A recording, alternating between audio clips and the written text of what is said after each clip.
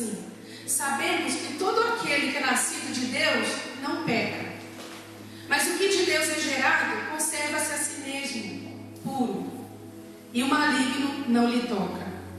Sabemos que somos de Deus e que todo mundo está no maligno, e sabemos que já o Filho de Deus é vindo e nos deu entendimento para conhecermos o que é verdadeiro, e no que é verdadeiro estamos, isto é, em seu Filho Jesus Cristo. Este é o verdadeiro Deus e a vida eterna. Filhinhos, guardai-vos dos ídolos. Amém. Senhor, está aqui a tua palavra, que é viva e eficaz, que é mais penetrante do que qualquer espada de dois gumes, que tem o poder, Senhor, de fazer divisão entre a alma e o espírito, juntas e medulas, e é apta para discernir os pensamentos e as intenções do coração. A tua palavra, Senhor, que nos lava, nos limpa e nos torna semelhantes a Cristo. E é no poder dessa palavra que nós estamos nessa manhã. E eu oro pedindo a Ti, Espírito Santo de Deus, Tu que és nosso instrutor, Tu que és o nosso mestre por excelência, Tu que és aquele que nos ensina todas as coisas. Eu quero orar essa manhã a Ti e pedir que o Senhor possa falar no nosso coração. Pedir que o Senhor venha nos santificar essa manhã pela Tua palavra, porque Jesus orou para os seus discípulos e disse: Pai, santifica-os na verdade, a Tua palavra é a verdade. Por isso nós queremos trazer o nosso coração rendido, cativo, Senhor, totalmente entregue a Ti. E como orou Paulo, que o nosso entendimento seja trazido cativo à obediência de Cristo. Não aceitamos em nossa mente influências, Senhor, de perturbação, influências de distração, influências de preocupação, mas queremos que a nossa mente seja agora, tanto nossa mente como nosso coração, seja uma terra fértil, uma terra boa, que vai receber a semente da Tua palavra, Senhor, e essa semente ela vai crescer, essa semente vai cumprir o seu propósito, porque a Tua palavra não volta para o Senhor vazia, a Tua palavra ela sempre cumpre o seu propósito, e que essa palavra venha cumprir, Senhor, o Teu propósito e o propósito dela em nossos corações nesta manhã, em nome de Jesus. Amém. Você pode se acercar? Então quem escreveu isso aqui foi o discípulo amado. João se denomina o discípulo amado de Jesus, aquele que recostou a sua cabeça no peito de Jesus na última ceia. E agora João, depois de escrever o Evangelho de João, onde ele mostra Jesus como o Filho de Deus, como Deus por excelência para todas as nações, ele agora vem e escreve 3 cartas doutrinárias, pastorais, para as igrejas do mundo inteiro. E João agora não é conhecido mais como discípulo amado, mas ele é conhecido como o apóstolo do amor. Porque João, ele fala muito sobre o amor. Ele fala sobre o amor a Deus e sobre o amor ao próximo, sobre o amar-nos uns aos outros como o Senhor nos amou. E ele fala até em 1 João 4,12. A Rosa vai nos ajudar a passar os versículos, se você não conseguir abrir a Bíblia rápido. Ele diz assim: ninguém jamais viu a Deus, e se nós amamos uns aos outros, Deus está em nós e em nós é perfeito o seu amor. Então o amor de Deus ele só é aperfeiçoado em nossa vida quando nós nos amamos uns aos outros. A marca de uma igreja, irmãos, em primeiro lugar, a marca central, a marca-chave de uma igreja não é a sua vida de adoração, sua profundidade na palavra, na ministração da Bíblia, ou até mesmo a sua vida social, sua assistência social aos carentes e necessitados, mas a marca central de uma igreja é o amor. É o amor. Se uma igreja não anda, ela não é perfeita no amor de Deus. E Jesus, ele nos diz em João 13,34: novo mandamento vos dou, que vos ameis uns aos outros, assim como eu vos amei, que também vos ameis uns aos outros. E nisto conhecerão todos que sois meus discípulos, se tiverdes amor uns aos outros. Então João é o apóstolo do amor que nos instrui a nos amarmos uns aos outros. Mas ele foi um apóstolo que levantou a questão do novo nascimento, da realidade daquele que nasceu de Deus, da realidade daquele que vive com Deus. E João ele coloca claramente a diferença entre aquele que nasceu de Deus e aquele que se convenceu. Porque aquele que só se convenceu, a vida de Deus não pode ser implantada nele. A vida de Deus, ela só pode ser implantada numa pessoa quando ela se convence, se arrepende e ela Jesus. Fala para o seu irmão assim: Deus não quer muito da gente. Deus quer tudo. Deus quer tudo. E sabe, a vida de Deus só pode ser implantada em nós quando há arrependimento. Jesus, quando ele ressuscitou, ele diz lá em Lucas 24: assim convinha que o Cristo padecesse e ao terceiro dia ressuscitasse dos mortos, e em seu nome se pregasse o que, irmãos? O arrependimento e a remissão de pecados em todas as nações, começando por Jerusalém. Essa foi a mensagem central de Jesus, essa foi a mensagem central de João Batista, essa foi a mensagem central dos apóstolos e dos discípulos: arrependimento como requisito básico para se entrar no reino de Deus, para nascer de novo. A mensagem deles era: arrependei-vos e crede no Evangelho, arrependei-vos e convertei-vos, porque é chegado o reino dos céus, arrependei-vos e cada um de vós seja batizado em nome do Pai, do Filho e do Espírito Santo. O arrependimento era o carro-chefe da mensagem dos apóstolos, da mensagem da igreja primitiva, da mensagem de Jesus. E é preocupante quando a gente vê pessoas entrando e saindo da igreja, mas que não demonstram um genuíno arrependimento e uma repugnação em relação ao pecado. Porque o arrependimento é a marca da vida de Deus em nós.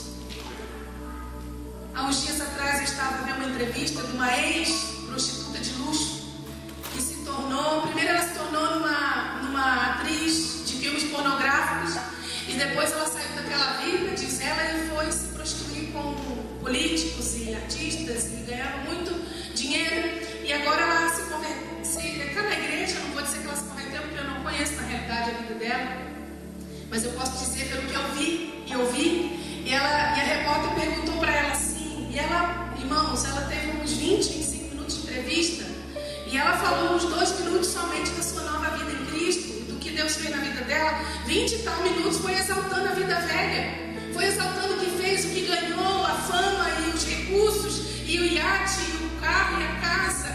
E aí a repórter perguntou para ela: e você se arrepende daquilo que você fez? E me chocou quando ela disse: eu não me arrependo daquilo que eu fiz, porque tudo que eu fiz trouxe para mim grandes experiências. Eu fiquei a pensar que raio de vida era essa que ela tinha, que faz com que ela ainda hoje se sinta orgulhosa daquilo que ela fez. Porque quando a vida de Deus é implantada em nós e nós nascemos de Deus, há uma repugnação por aquilo que fazíamos. E irmão, sabe, às vezes a gente não quer nem lembrar daquilo que fez.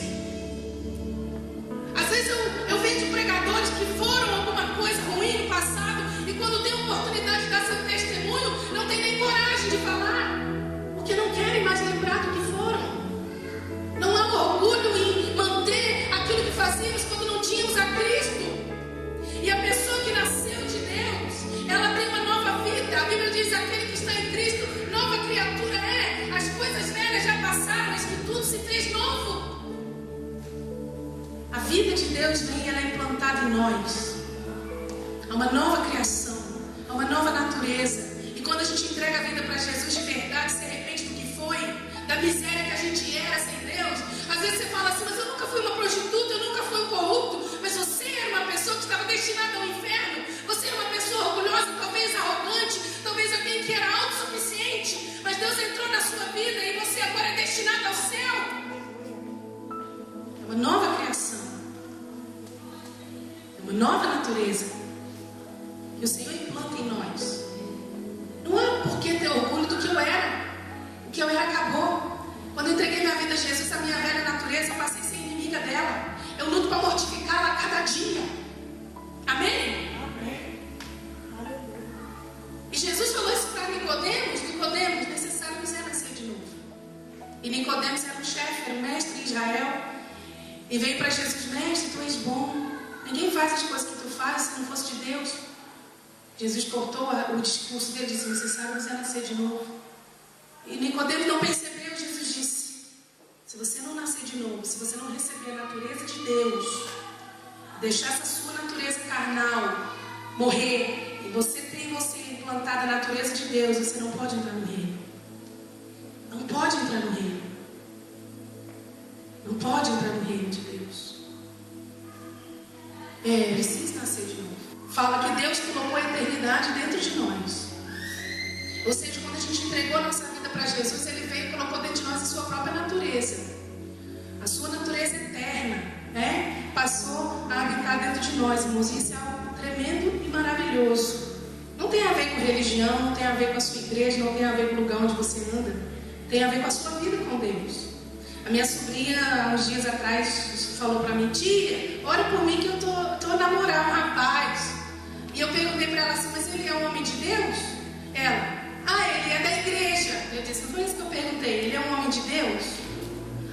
Ele canta no grupo de jovens da igreja. Não foi isso que eu perguntei. Ele é um homem de Deus? Tia, ele toca bateria na igreja, ele é da igreja evangélica tal. Não foi isso que eu perguntei. Eu perguntei se ele é um homem de Deus. E ela engasgando: eu acho que é, tia. Eu falei: pois se ele não é um homem de Deus, não é homem para você.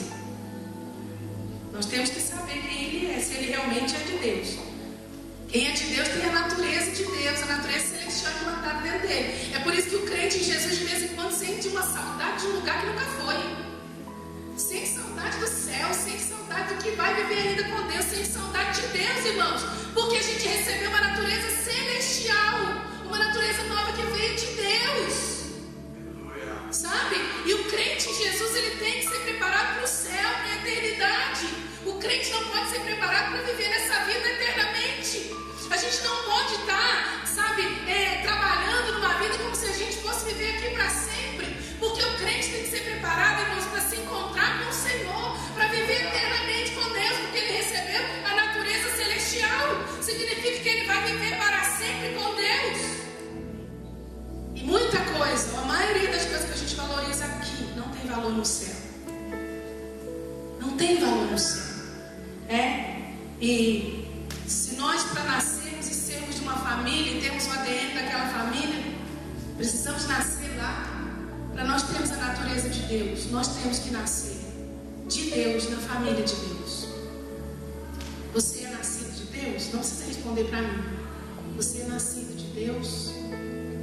E João, ele coloca aqui, traz para nós 3 realidades que são parte inerente daqueles que nasceram de Deus, daqueles que nasceram de novo.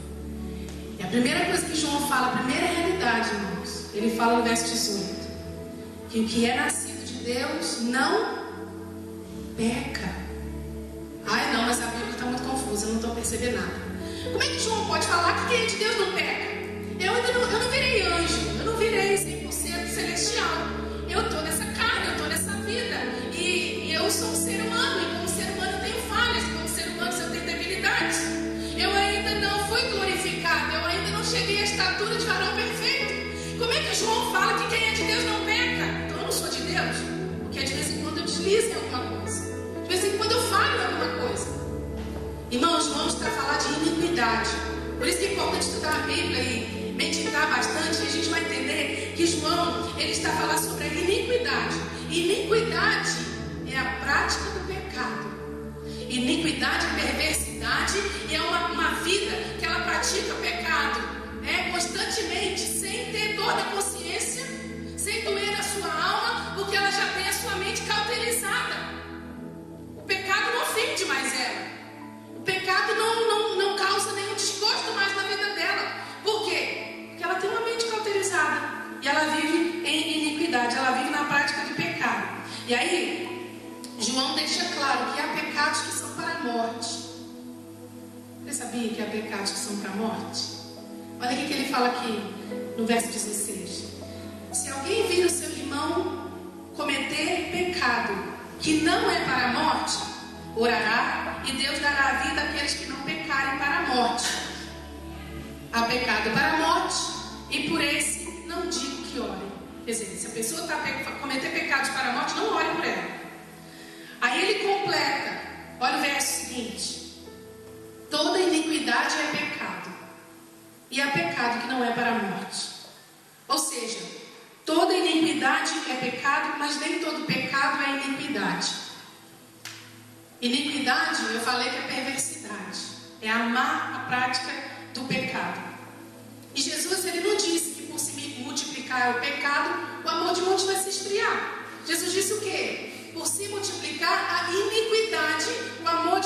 vai se esfriar. Então, João está a dizer que quem é de Deus não vive em iniquidade. Quem é de Deus não vive na prática do pecado. Agora, quais são os pecados que são para a morte? Querido, vamos entender, vamos tentar chegar a uma vida de maturidade. Fala comigo assim, levanta sua mão e fala assim: Jesus me comprou com seu sangue. Ele não vai desistir de mim. Amém? A nossa salvação foi comprada por um alto preço. Então não é por um deslize que eu der hoje que o Senhor vai me lançar no inferno. Não, não e não. Tem gente que, às vezes, por exemplo, se desentendeu com o marido ou com a esposa. Isso acontece na vida de qualquer ser humano. Aí morreu naquele dia. Ou então Jesus volta no dia que ele se desentendeu com a esposa ou com o esposo, né? Algo corriqueiro, gente. Não vamos dizer que também é algo muito sério, né? Matou a esposa e morreu naquela hora e foi para onde? Foi para o céu. Não vamos pecar em pecados sérios assim, tá bom? Todo pecado é sério, mas nem todo pecado é para a morte. Nós vamos entender o que é pecado para a morte.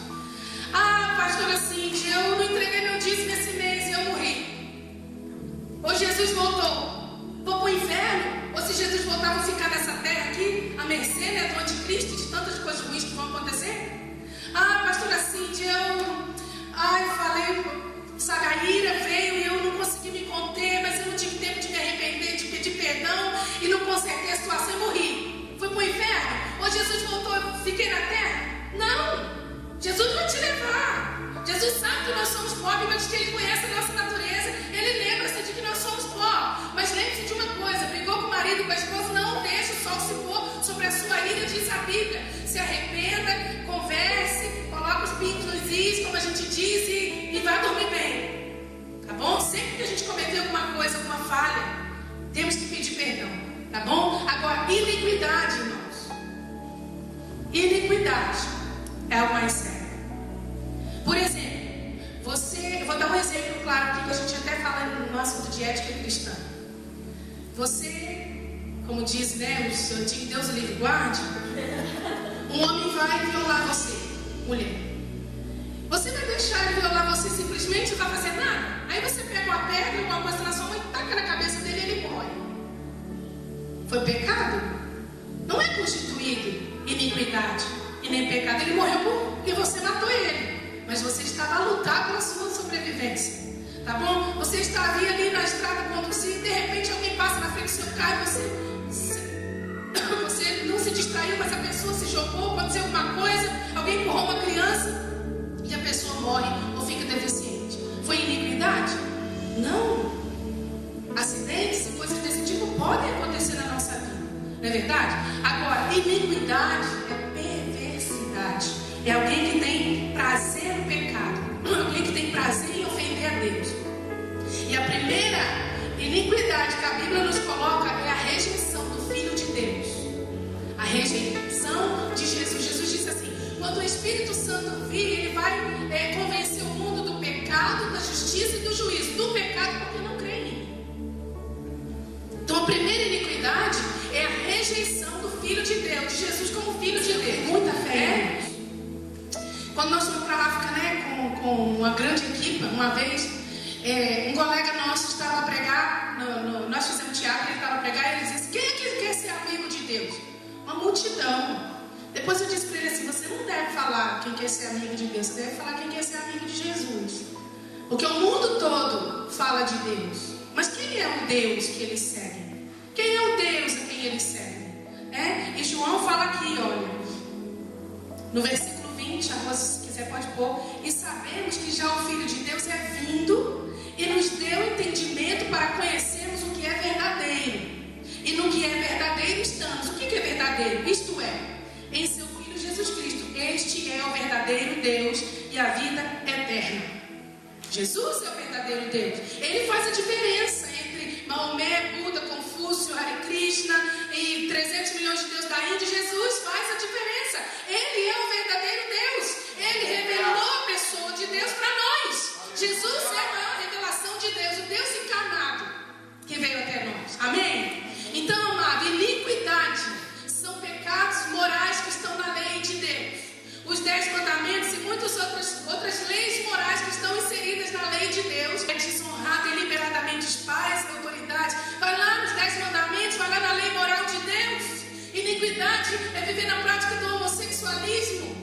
perversidade, pecado deliberado que vive dentro do homem e ele já não sente mais, ou nunca sentiu dor na sua consciência. Porque, irmãos, quando nós temos a vida de Deus é implantada em nós. Quando a gente faz isso aqui errado, dói nosso coração. É instantâneo, não é? Pequei contra o Senhor. E a gente não sente paz enquanto a gente não se ajoelha, ou se prostra, ou vai diante do Senhor e se arrepende, pede perdão e conserta a situação. Quem é nascido de Deus sente dor na sua alma quando peca, quando faz algo que desagrada ao Senhor. E é algo instantâneo essa dor que vem no coração. E João fala assim, 1 João 2,15: Filhinhos, não ameis o mundo, nem o que no mundo há. Se alguém ama o mundo, o amor do Pai não está nele. Porque o que há no mundo, a concupiscência da carne, a soberba dos olhos e a soberba da vida, não é do Pai, mas do mundo. E o mundo passa, e a sua concupiscência, mas aquele que faz a vontade de Deus permanece para sempre. Estamos entendendo o que é pecado, o que é iniquidade? Então João não está falando quem é de Deus não peca simplesmente. Quem é de Deus não vive na prática do pecado. Quem é de Deus não vive em iniquidade. E quando ele comete alguma fraqueza, alguma falha, seu coração dói. Quem estava na conferência de adoração, lembra que eu falei de Davi? Davi, irmãos, mandou enumerar o povo. E a Bíblia fala que eles passaram 900 dias, 929 meses e 20 dias a enumerar o povo. Quando acabaram de enumerar o povo, a Bíblia diz: o coração de Davi doeu. O coração de Davi doeu, porque ele disse: Senhor, eu pequei contra ti. Agora afasta de mim essa iniquidade. Por que era iniquidade? Porque o orgulho estava a ser gerado dentro do coração dele, a arrogância pelo número de gente que ele tinha no seu governo. Por que o coração de Davi doeu e o de Saul não doeu quando ele pecava? Porque Davi era nascido de Deus. Porque Davi amava Deus. Saul não. Saul amava o poder. Saul amava o trono. Saul amava a reputação dele diante das pessoas. Davi não estava preocupado com a sua reputação diante das pessoas. Tanto é que quando ele vai adorar diante da arca, ele tira suas vestes de rei, coloca vestes de plebeu e dança e levanta, né, as roupas e adora. A sua mulher vê aquilo, fica escandalizada e ele diz: eu estou a dançar na presença do meu Deus. E se precisar passar pelo ridículo, né, de me tornar como um ser humano comum, eu vou me tornar, eu vou passar por isso, porque eu amo a Deus. Amém, irmãos? Então quem é de Deus, quem é nascido de Deus, não vive em iniquidade, não peca. Segunda realidade que João coloca para nós é que o que é gerado de Deus conserva-se a si mesmo puro. E sabe, quando a gente nasce de Deus, a vida de Deus é implantada em nós, há uma parceria. Fala comigo, uma parceria maravilhosa. Parceria, nunca se esqueça dessa palavra. Há uma parceria maravilhosa entre nós e o Espírito Santo. Jesus, na pessoa maravilhosa do Espírito Santo, está a nos santificar, para nos apresentar a Ele como igreja gloriosa, sem mancha, sem ruga, sem mácula. Há uma parceria tremenda entre o Espírito Santo e nós. E o Espírito Santo fica a saber, você, crente, que ama a Deus, que conhece Deus, ou que quer conhecer o Senhor mais e mais. O Espírito Santo, apesar de ele ser Deus, soberano, onipotente, omnipresente, omnisciente, eterno, soberano, autossuficiente, ele não vai fazer a transformação da nossa vida sozinho. Ele pode fazer, mas ele não vai fazer, porque ele vai precisar contar com a nossa colaboração no nosso processo de santificação. Ele pode fazer, mas não vai fazer. Então eu preciso saber, eu preciso me conservar, me disciplinar para me conservar a mim mesma pura. Ah, pastora Cindy, o que tem de vez em quando eu ir na discoteca e tomar lá uma bebida e aí eu volto para a igreja, o Espírito Santo me santifica, me perdoa? Ah, o que tem? Eu não amo muito a minha esposa, não demonstro amor por ela. Ah, eu vou largar minha esposa porque não deu certo, eu vou largar meu marido porque não deu certo, vou arrumar outra. E depois Deus vai santificar o meu novo casamento. Irmãos, você acha que o Espírito Santo vai santificar uma pessoa dessa?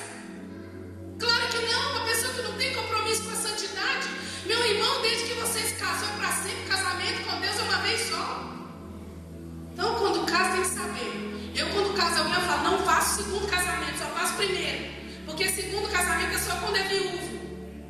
Para Deus não existe segundo, terceiro, quarto. Na América a gente viu tantas pessoas, né? Já no seu terceiro e quarto casamento. Então João está dizendo que aquele que é gerado de Deus conserva-se a si mesmo puro. Aí a parceria funciona. Eu tenho que me conservar.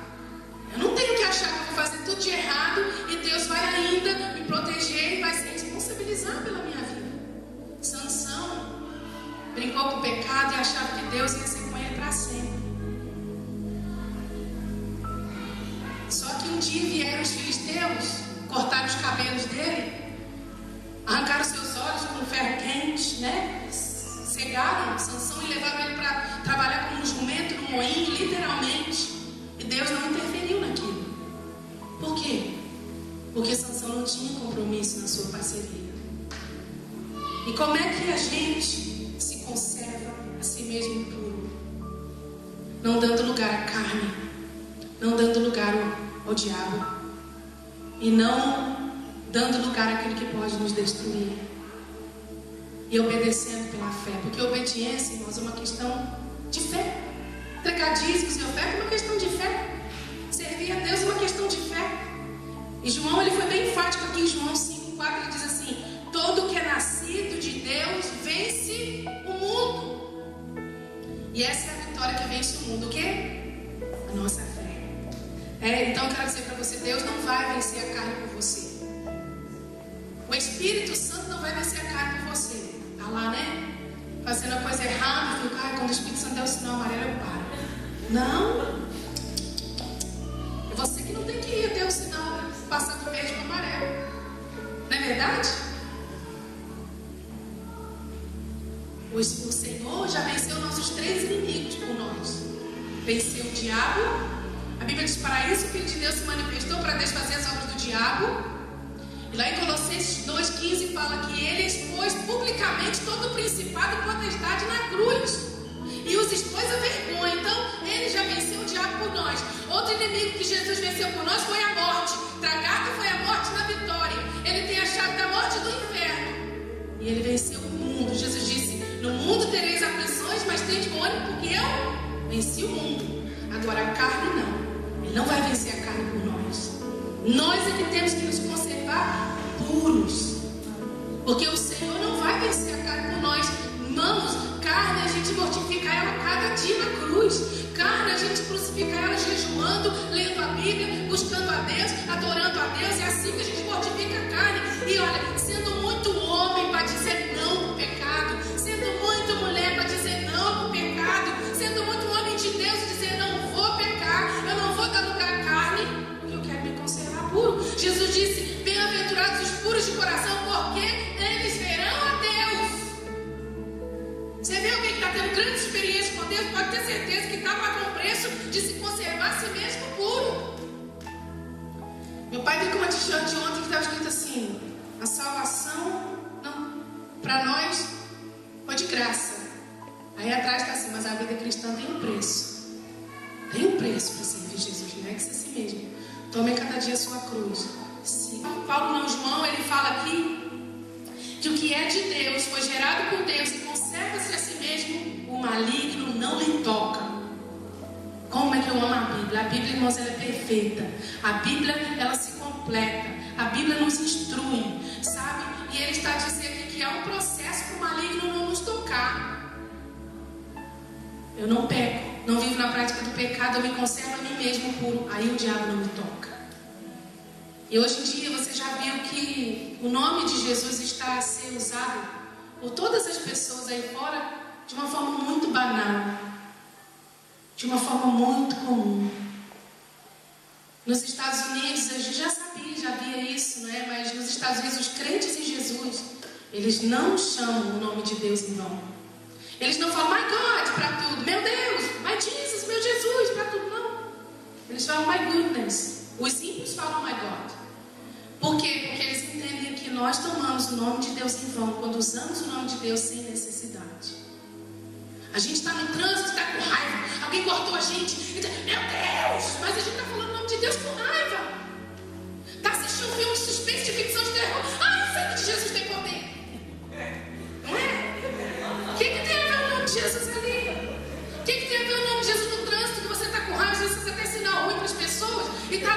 Jesus, meu Jesus. A minha mãe tinha um vício de falar assim: filho de Davi, Deus de Israel. E sempre ela fazia isso. E nós muitas vezes fazemos isso. E o Senhor fala na sua lei, né? Não tomarás o nome do Senhor teu Deus em vão. E muitos de nós, infelizmente, que conhecemos a Jesus, até usamos o nome de Jesus como um amuleto, sabe? Como uma palavra mágica contra os espíritos maus, espíritos malignos. Ai, não, Jesus, está amarrado aquela inveja contra mim. Ai, está amarrado todo olho gordo. Ai, está amarrada a fadinha. Tá? E aí fica usando o nome de Jesus em vão. Porque o nome de Jesus, amado, ele não é uma palavra mágica. O nome de Jesus não é para ser usado como um amuleto. Eu quero que você saiba que se você nasceu de Deus, se você anda com Deus, se você não vive iniquidade, se você conserva-se a si mesmo puro, o maligno não vai lhe tocar. E não precisa você ficar todo dia clamando o sangue de Jesus ou falando o nome de Jesus. Porque o nome de Jesus só tem autoridade na boca de quem é exemplo, na boca de quem tem autoridade. Não adianta abrir a Bíblia no Salmo 91, Senhor, aquele capítulo quando eles não tinham, o onipotente dançará. Não adianta, se você não vive com o onipotente, se você não vive debaixo das asas do Altíssimo em obediência a Deus, pouco vai adiantar você abrir o Salmo 23, seu pastor não faltará, e usar aquilo como um amuleto da sorte, que faz o maligno não tocar a gente, e a gente se conservar assim mesmo em Deus. O maligno não pode tocar você. Não pode tocar em você se Deus não permitir. Não pense que você está com enfermidade que foi o diabo que colocou. Não pense nisso. Não pense que você está com uma dívida que foi o diabo que fez. Não pense, amado. Você é de Deus, o maligno não tem poder de tocar em você. Se você ama a Deus, em João ele fala assim: filhinhos, não amemos só de palavra, nem de língua, mas por obra e em verdade. 1 João 3,18. Se a gente ama a Deus, além do que somente de palavras, irmãos, a gente ama a Deus de verdade em obras.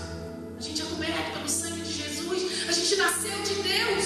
E o maligno não tem poder de nos tocar. E ainda que Deus permita. Porque raramente, Deus permite que o inimigo toque em alguma coisa nossa. Às vezes um ente querido, às vezes um bem, às vezes alguma coisa ao nosso derredor para tirar nossa paz. E Deus permite somente quando Ele sabe que o nome dEle vai ser glorificado na nossa vida. Deus nunca permite o inimigo tocar em nada que é nosso do lado de fora, se Ele sabe que nós vamos ser derrotados. Deus permitiu que o inimigo tocasse tudo na vida de Jó do lado de fora. E quem saiu fortalecido na história foi Jó. Porque Jó termina seu sofrimento sendo glorificado por Deus, recebendo dupla honra e dizendo: eu te conhecia só de ouvir falar, mas agora, Senhor, os meus olhos te veem e te contemplam. E eu sei que tudo pode, se que nenhum dos teus pensamentos pode ser impedido. Ele pode muitas vezes tocar alguma coisa nossa, ao nosso derredor, com a permissão de Deus, mas Ele nunca pode tocar no nosso homem interior. Ele nunca pode tocar no nosso homem espiritual. E quando o inimigo toca em alguma coisa do lado de fora, a gente é mais fortalecido por dentro.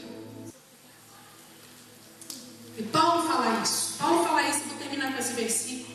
2 Coríntios 4,16, ele diz: ainda que o nosso homem exterior se corrompa, o interior, contudo, se renova de dia em dia. Por quê? Aí ele completa: porque a nossa leve e momentânea tribulação produz para nós um peso eterno de glória muito excelente. Você é nascido de Deus. Você tem a vida de Deus fluindo dentro de você. Você sente saudade do céu? Ou você só quer viver aqui nessa vida? E vou dizer para você, 70, 80 anos que a gente passa nessa vida não é nada, se comparado com a eternidade que nós vamos viver